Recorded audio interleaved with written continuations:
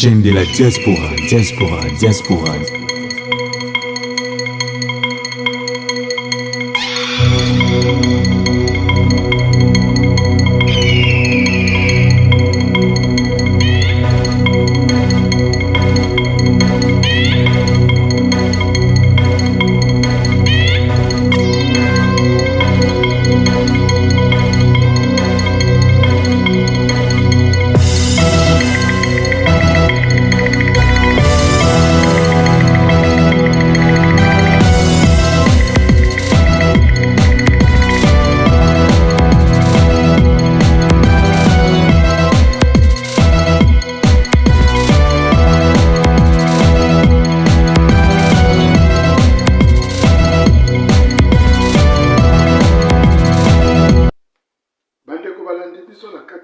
TV mwana mboka mbote de partout o bozali kolanda biso na kati ya chaîne na bino o tobengi Ediba TV mwana mboka Congo pe na kati émission le marteau sur la table. Lelo toyeli bino numéro ya sika na makambo oyo ezali koleka na kati ya mboka na biso précisément na est ya mboka Nord Kivu côté kuna oyo boyebi problème ezali ko se passer ba M23 banguna oyo bazali koya na moyibi na bango ya monene Kagame. Bande ko situation na kati ya Goma kuna ezali ko kende na mokimia pe na boboto nyonso bozali koyoka ezali mensonge ezali makambo lokuta na minute oyo tozali na ba vérité oyo tokobokomona na même na babilili oyo ezali koleka oyo tozali kozwa toujours na banzela ya banet lokola awa tozali na Afrique du Sud tozali na président Ramaphosa oyo ye atindi troupe na ye ya basoda oyo bazali kuna na kati ya Goma na minute oyo bakei kopesa maboko na bandeko na biso ya FARDC mpona kobengana monguna oyo aye kosala désordre na kati ya mboka na biso. Bandeko bokozwa mona bilili pe tozali kokende na marche de soutien oyo esalami ya FARDC na Beni tina Kisangani mpona kosala kolakisa na mboka na biso ke tozala occupant oyo azali kokota mpona koya kosala désordre na kati ya mboka na biso. Alors marche elakisaka ke population ekotambola mpona kolakisa na basanzoni na kati ya ba ovasis pa babindele kuna kolakisa bango ke lolenge nini biso tozali souteni pe tozali soudé mpona kobengana toujours M23 balobi ezali mwana mboka oyo ndeko tobengi nanga nde azali na sima na ye atie Kagame. Non, c'est faux et archi faux. Nanga azali déjà collabo, nanga azali mutu oyo a révolté na kati ya pouvoir na mboka na biso oyo ya monsieur Antoine Tshisekedi Tshilombo oyo nanga ye abimi po akende kosala ya ye mokili ki bato pe bazonga na nsima na ye. Eske ndenge nanga aza koya wana bosi bomoni troupe nini ezali kosapote nanga eloko te. Botika biyoka bolanda bavideo oyo na kotiela bino na mokolo lelo bomona lokola bamarche ekosalama na Beni oyo kokende ti Kisangani bokomona bamarche de soutien pe bokomona Ramaphosa na kati ya banalise oyo bajournaliste mosusu lokola biso batie pe mayele ya bango na bwanya mpona kopesa pe eteyelo kolakisa toujours na population ke toye koapporte 1+1 na kati ya ndeko na biso pe na mboka na biso Congo démocratique. Pe toye lisusu na basango ya général oyo akomi gouverneur na kati ya Nord Kivu monsieur gouverneur Kakule Somo oyo tobengi évangéliste nouveau gouverneur na biso oyo batindi na kati ya ville ya Goma. Yenda azali ko gérer Goma mobimba, yenda azali kosala ba troupe makambo nyonso oyo tozali koloba na mokolo lelo ezali ba information sur peu vrai euti koleka lelo na kati ya Goma. Ezali eloko moko tozwi ya lobi te, tozwi ya nsima lobi te, bokolanda bino nyonso biloko misato oyo napesi bino na petit synthèse na kati ya bilili mpe na bainformation bokomona yango lolenge ezali kotambola. Ezalaki petit résumé toujours ndenge tobandaka nango mpona kopesa entrée na kati ya émission oyo ya bino ya ndeko. Bolobeli na bino monganga spirituel papa Edidiba na baye oyo ya sika nazali koyela bino na banimero oyo etali makambo ya politiko ya mboka. Na kati ya émission tobengi le marteau sur la table. Toswa petit spot publicitaire et bongo tokende na mozindo ya émission na biso.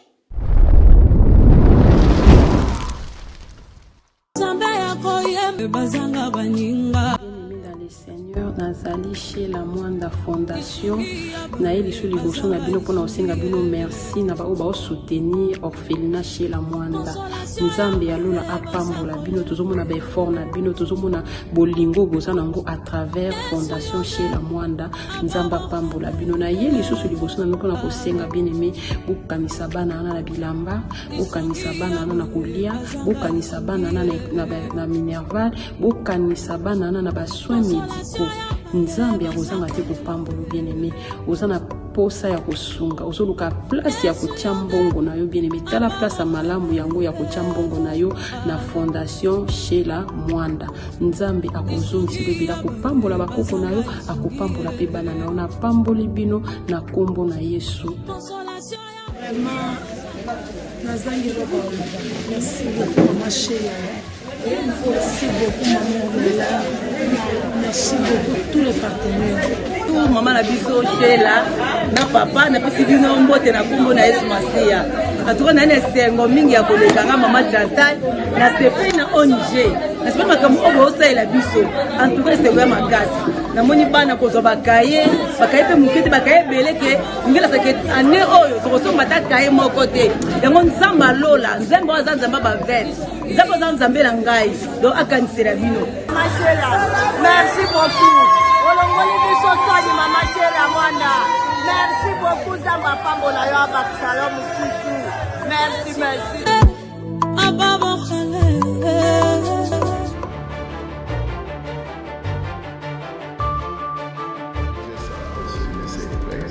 Cyril Ramaphosa est catégorique. Le chef de l'État sud-africain affirme que son pays ne relâchera pas son soutien au peuple. C'est toujours un plaisir de vous accueillir. Pretoria maintient donc son engagement militaire en RDC malgré la mort de 14 de ses soldats. Mais face aux critiques internes et aux menaces à peine voilées de Paul Kagame, l'Afrique du Sud risque-t-elle d'être entraînée dans une confrontation directe avec le Rwanda ? Le risque existe bien évidemment, mais ce qu'il faut surtout retenir, c'est que l'Afrique du Sud tient son rang en tant que première économie du continent, membre éminent des BRICS et surtout locomotive de la SADC. Donc c'est une manière de réaffirmer à la fois des principes. Je pense qu'aucun pays africain, quel qu'il soit, qui se retrouverait dans cette situation ne pourrait accepter évidemment de ne pas réagir. L'Afrique du Sud a fait le pari de venir précisément en aide dès le départ dans ce processus parce qu'il y avait effectivement nécessité de créer les conditions d'une pacification de cette zone en RDC et donc c'est tout à fait normal qu'il y ait effectivement cette confirmation et cet engagement en dépit du fait, et nous le déplorons tous, qu'il y ait eu effectivement des pertes en vies humaines, mais il y a aussi les Burundais, il ne faut pas les oublier.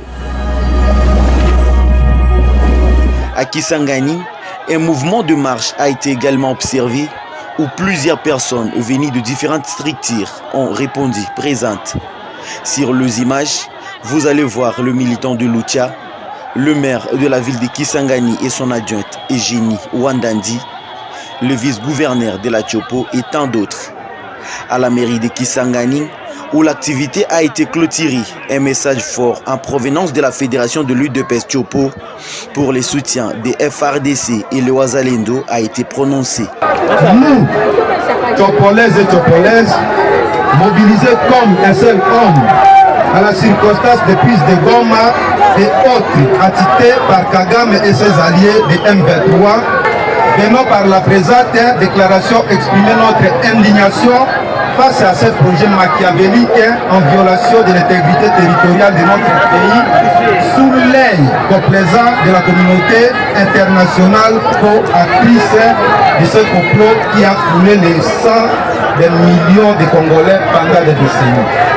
Ainsi, au lieu de continuer à observer une attitude plaintive face au bourreau, le poison Kagame, nous lançons un appel à la mobilisation générale de tous les Congolais pour la défense de notre souveraineté territoriale menacée en soutenant nos FARDC, les Wazalendo et les commandants suprêmes des forces armées de la République démocratique du Congo. Représentant le gouverneur de la Tchopo en mission, Didier Lomoyo, vice-gouverneur de la Tchopo, a fait savoir au public que c'est la colère qui prend la place dans le chef des Congolais. Bandeko, Babulingo, Batata, Bamama, Basipe Mibali, Nakanisi, biso nyonso tozali na kanda makasi na ndenge mboka na biso ya Nord Kivu, ville ya Goma ezali na kati ya mikakatano mpona barwande oyo baye kokotela biso na mboka elongo moko na baye bazali kotambola na bango.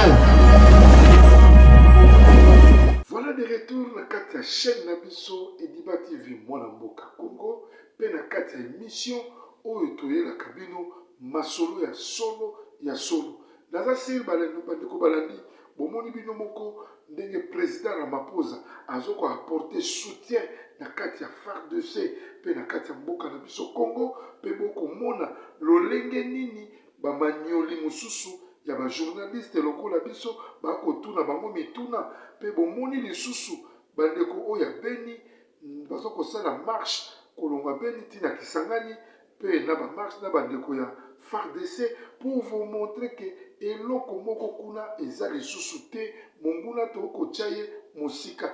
On ne peut pas venir ici pour nous kolakisa bino nini monguna kosala pana biso. On vous montre ce que ou ezali solo pe vérité, rien que la vérité. Awa tokolakisa bino sikoyo image ya yemoko général gouverneur Kalume oyo tata mokonzi mboka aponami na maponi ye moko anome ye pote akende kosala mosala na este ya mboka précisément na ville ya Goma. Général gouverneur Kakule nde mutu akambami sikoyo na kosimba Goma mobimba pe konettoye basalite nyonso oyo monguna asalaki mpona kobengana ya bango bakende mosika. Bokozwa bilili bokomona nyonso ezali en ordre pe na mikanda oyo général a signé mpona kolakisa peuple congolais lolenge nini tokoki kotambwisa mboka na biso.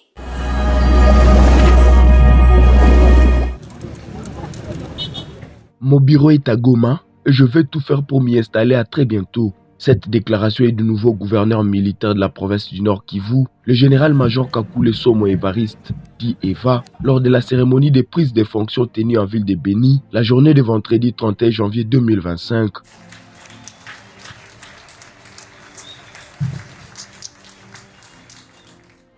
Située dans la partie Grand Nord, la ville stratégique de Beni a été choisie provisoirement comme siège du gouvernorat suite à l'instabilité sécuritaire persistante à Goma, où l'on voit la présence des rebelles du M23 et des militaires de l'armée rwandaise.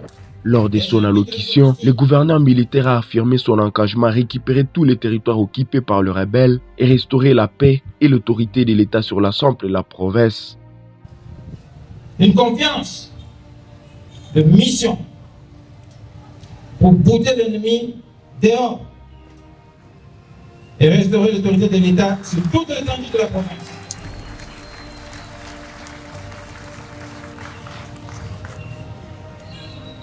J'accepte de relever ce défi.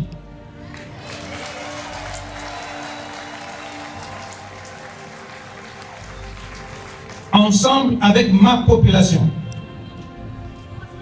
et avec la détermination des vaillants combattants des FARDC et des patriotes Wazalendo.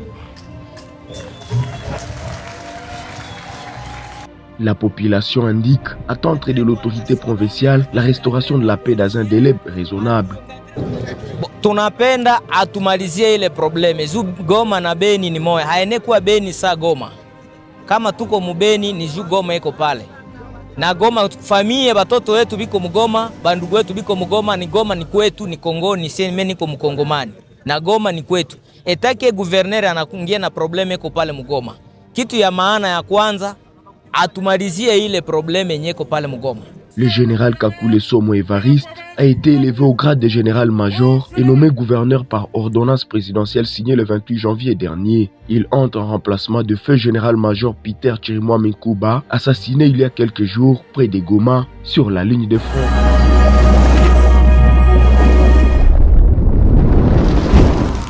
Mpona kosenga bien aimé bokanisa bana na bilamba bokanisa bana na kolia bokanisa bana na minerval bokanisa bana na ba soins médicaux nzambe akozanga te kopambolo bien aimé ozana posa ya kosunga ozoluka place ya kotia mbongo na yo bien aimé tala place ya malamu yango ya kotia mbongo na yo na fondation Sheila Mwanda nzambe akozongisa bebila kopambola bakoko na yo akopambola pe bana na yo na pamboli bino na kombo na Yesu. Vraiment, nazangi roba. Merci beaucoup ma chérie. Merci beaucoup maman Lola.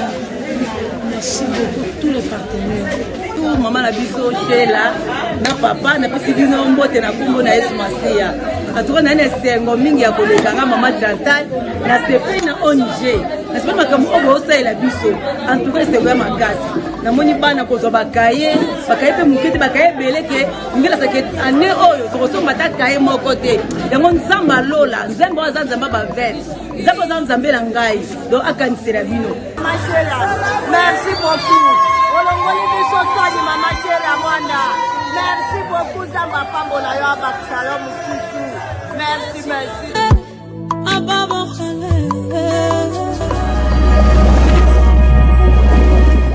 balandi biso na kati ya bokebi na kati ya Ediba TV mwana mboka Congo nayelaka bino toujours ya kitoko pe ya malamu oyo ezalaka toujours kolakisa na peuple pe kolakisa na population na baspectateur oyo bakolanda biso de partout na mokili ezalaki ya bino monganga spirituel oyo na mibengami na kombo ya papa Ediba benga na numero oyo ezali affiché wana koma pe lak reçu vidéo na téléphone na etando na ya télévision aimé pelak wana pote mbalasima ozwa ba message mosusu ebele pe kitoko bandeko bomoni bino moko ke na este ya mboka kimia ezali kokota monguna tozali ko repousser ye tozali ko repousser nanga akene musika bazali ba otobengaka ba de Robert azali na sika moko te oyo akoti kosala musala na kati ya mboka na biso RDC asi à trahir biso na position nyonso peuple congolais totikala toujours soudé totikala na bolingo tozala toujours na eloko moko pe na ambition moko oyo tozala ngo mission na biso ezali ke Congo epanzana te je m'excuse Congo epanzana te Congo etikala toujours moko pe ekozalaka moko indivisible donc c'est-à-dire que Congo et Kokabwanakate et Kozalaka toujours groupé pe ensemble banguna o bazali koya bakotikalaka na soni